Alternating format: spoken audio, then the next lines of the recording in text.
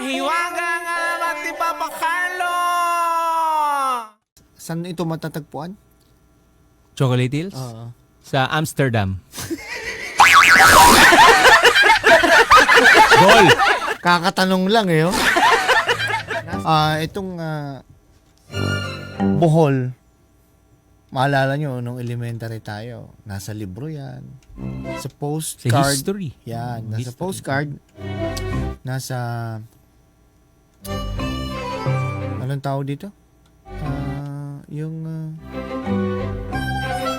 pinopromote ng tourism. Mm-mm. Parang isa sa mga pinagmamalaki ng Pilipinas, 'di ba? Yan yung mga nasa libro eh. Maria Cristina Falls, san yan? Davao yan, 'di ba? Maria Cristina Falls? Oo, Mindanao yan, 'di ba? Dito lang. Pagsanhan Falls. Pagsanhan Falls. Oh. Laguna yan, Pagsanhan. Mm. Tapos pag sinabing bundok, syempre pinakamataas, Mount Apo, Mount Apo. Mount Mayon sa Bicol. Tapos Mount Pinatubo. yan sa dito yan, 'di ba? Pampanga. Pampanga. Tapos, syempre, yung isa, ay makikita nyo sa libro, itong Chocolate Hills. Ito ay matatagpuan sa Bohol. Oo. So, may buntag. Boholano? Boholano. Okay. Kung may nanonood man, Maadjong buntag kaninjong tanan. May Ninja rin nanonood mo ba? patay ninjo. Oo. nakapunta na ako Puro dyan. J yan ah. Alam mo, kami, yung mga tayong bata tayo, nakikita natin postcard. Iba yung itsura sa totoong Kung sa personal talaga. Oo. Oo. Pag nandun maganda ka. talaga. Mm. Pero ang kinagulat ko, ang laki pala niya, Papa Carlo. Ang laki pala ng... Ang laki ng Chocolate Hills. Mm. Ang laki. Parang, Nandun ba yung mga tropa natin naka... Ano? sino? Yung mga malalaki mata. Pero Nandun. Nandun din sila naka ano. Oo, nandun. Yung laki niya, parang, siguro malaki na yung townhouse. Yung up and down na bahay. Hanggang second floor. Yan, ganun yung imagination ko. Pati nung ibang tao. From Cebu, punta ng Danao. Paano ba, ano ba sasakyan yan? Land travel ba yan? O... Pwede naman aeroplano direkta na sa Tagbilaran. O rekta na doon sa Burol? Ha? Ay, Sa Chocolate Hills mismo? bawal pa rin, bawal. Bawal pala naman din doon. Pwede naman. Ha? Pwede naman. Kaso pagbaba mo doon, hindi ano sa'yo. Warrant. Hindi immigration ang bababa sa'yo. Warrant. So, yun yung impression ko. Medyo maliit. Ang laki pala niya. Parang mall. Parang trinoma. O ganun kataas. Basta malaki.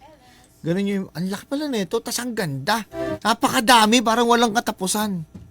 Habang kinukwento ko, sabi ni Papa Carlo, alam mo ba alamat niyan? Ikaw, hindi. Paano nangyari yan? Alam niya pala. Kwento ko na. Noong unang panahon, Papa Jepoy, sa probinsya ng Bohol, ito ay parte ng Kabisayaan, kung hindi nyo alam, may lupang malawak, subalit ito ay tuyo. Makikita mong biyak-biyak ang lupain kapag tag-init. Talagang pagpapawisan ka kapag napadaan ka sa lugar.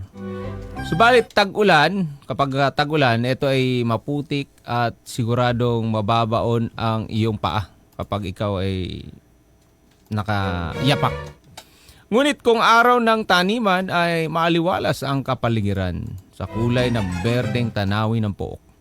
Ayon sa matatanda noon, Papa Jepoy, may isang araw sa magkabilang dulo ng isla na may dalawang higanteng dumating. Ang isa ay nagmula sa parting timog at ang isa naman ay sa hilaga. Ang mga naninirahan doon ay nangangamba na baka magkita ang dalawa. Kaya nilisan pansamantala ng mga taga roon ng lugar, Papa Jepoy. So, may dalawang higante. Taga-timog yung isa naman sa hilaga. Oo. Sinong higante yan? Ha? Ano yung tsura ng higante? Yung higante? Merong ano dito? Merong bilog dito? Pula? Mga ganun yun. Saan laki niyan eh. Laki niyan eh. Di ba si Magmaman yun? Magma! Yung isa, si Ultraman, Ultraman. Ace. Nakita mo yan, ang laki nun, di ba? Oo, doon sila May naglalaban. mga kalaban na kamukha ni Godzilla. Takbuhan yung tao pag dumating yun eh. Ipapasok muna yun sa kanyon eh. Gaganon muna siya. Papasok siya sa kanyon. Pagbuga ng kanyon, lalaki. Tapos gaganon, no? Archie! Magmaman, saka si Ultraman Ace. Eto na, Papa Jepoy. Sa inaasahang pangyayari, nagkita na nga ang dalawang higante, Papa Jepoy.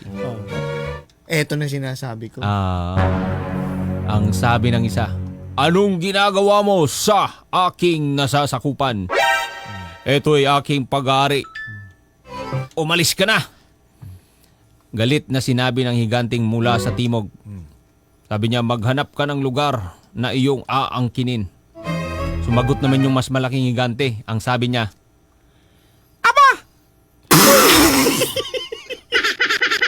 Higante, ganyan ang boses! sabi niya. Sabi ng isang higante, mas malaki sa Ano kanya. pangalan ng higante na yan? Tiny. Si Sabi niya, galit din, sumagot. Pangalan ng higante, Tiny. Tiny. Sabi niya, Ah. ako yata ang nauna rito. At ito'y pag-aari ko na. Sagot din ng galit na higante mula sa hilaga. Ikaw dapat ang umalis. Sabi nung higante. Sino naman isa yan? Ano pangalan ng isa? Dagul. Dagul. Si Dagul. Dagul. Hindi marito. Ito'y pag-aari ko. Sabay padyak ng higante mula sa timog at nayanig ang buong lugar, Papa Jepoy. So, eto na nga, Papa Jepoy. Para lumilindol yung lugar, Tapos sabi nung higante mula sa hilaga, lalong hindi maaari. Oo. Nung panahong iyon, Papa Jepoy, ay katatapos pa lamang ang tag-ulan. Kaya maputik yung kinatatayuan nila. Ginawa ng isang higante ay bumilog ng putik, Papa Jepoy, at ibinato doon sa isa. Subalit gumanti din yung isang Parang gumanto. naghuhulma. Naghuhulma. Batuhan sila. Nagbatuhan sila. Ngayon, naggantihan sila, naghuhulmahan sila ng putik, Papa Jepoy, na bilog. Kaya yun, nagbabatuhan yung dalawa. Walang tigil na batuhan yung dalawa. Binilog yung putik, ganon. Nahingal, Papa Jepoy, naubusan ng lakas at nawalan ng hininga. Ngayon, yung dalawa, Papa Jepoy, kumbaga sa ginawa nila, napagod sila, nawalan din sila ng buhay. Kumbaga, dun sa pag-aaway nila, parang kusa silang namatay, itong dalawang higante. At maraming nakasaksi doon sa pangyayaring iyon, Papa Jepoy.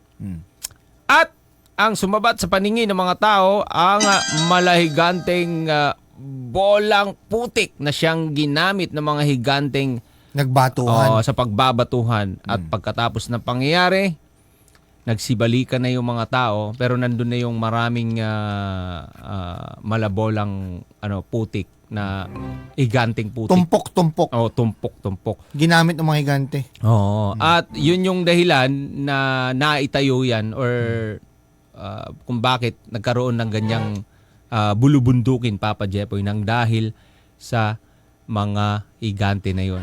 At yun nga, Papa Jepoy, tinawag nilang tsokolate yon dahil kulay, chocolate, yung mga bulubundukin. Kasi nga putik. Oo, putik. Oo. At simula noon, tinawag na nilang Chocolate Hills. Galing. Diba? Wala ba tayong mga kamay dyan? Actually, dalawa kulay niyan. Pag tag-ulan, maputik. Maputik. Nawawala yung mga damo. Pag tag-araw, pag summer, Green? kulay green. Maganda yung niya, yung kulay niya green. So, dalawa ang kulay ng Chocolate Hills. At ang request ng mga nanonood sa Facebook at mga nakikinig, i-drawing mo. Ito na, Papa Jeff, Chocolate Hills. Pero, nakapunta ka na dyan. Ha? Nakapunta ka na dyan sa Chocolate Hills. Ako nakapunta na, kaya alam ko yung itsura ng Chocolate Hills. Hindi, Kaya, kwento lang din na lolo ko, yung Chocolate Hills. Okay. Facebook, Barangay LS, drawing na niya. Na-drawing mo na? Drawing ko na. Okay, reveal na natin.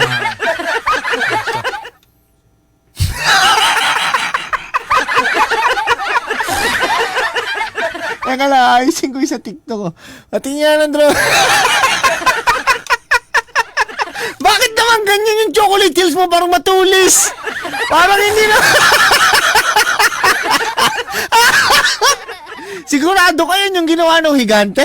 Oo, ano yan, nung kumain sila ng ice cream, naubos, iba nilagtad nila yung apa. Bakit may basketball court? Ha? Ayan na guys yung sitwasyon ngayon. May Tinayo. resort! Ha? May resort na! Di ba may nagtayo doon ng ano? No resort. Nagbilihan na rin sila ng ng mga property. Dinayuan na rin ng may clubhouse na. Bakit parang yung Chocolate Hills mo ang tulis? Ano yan? Apa yan? Apa? Barangay LS 97.1. 97.1. Number 1.